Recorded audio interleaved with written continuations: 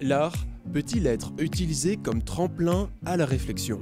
C'est la question que se sont posées les 157 élèves de deuxième année des cours de français de l'Athénée provincial Raoul Warroquier à Morlanway.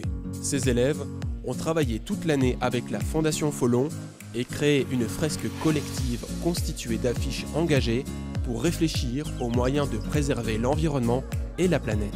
Les élèves nous parlaient généralement de la planète qui allait mal, de l'environnement, des problèmes d'écologie.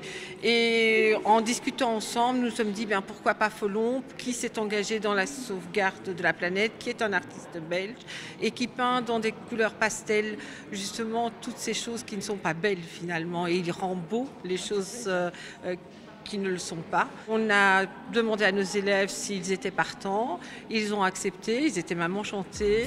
Bien habitués à jongler avec les mots, les professeurs de français ont utilisé la peinture comme d'un autre moyen d'expression.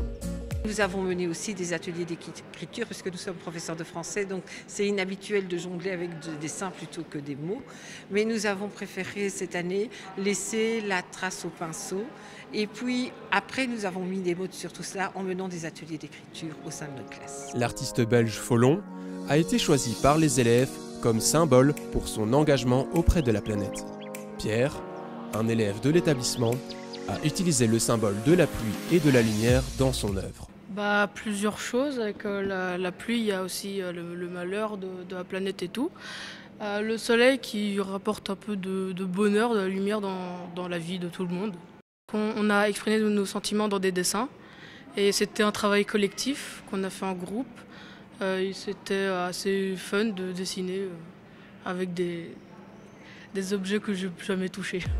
En plus du plaisir de découvrir et de partager la peinture, Pierre désire également transmettre un message dans cette fresque. Ce qui m'intéresse, parce qu'il y a des gens qui ne respectent vraiment pas, qui jettent partout leurs déchets, que ça pollue. Et si on ne pense pas à nous, on ne pense pas aux autres et on peut mourir. Tout un univers de simplicité, de couleurs et de poésie sans mots accueillera les élèves dès la rentrée scolaire prochaine.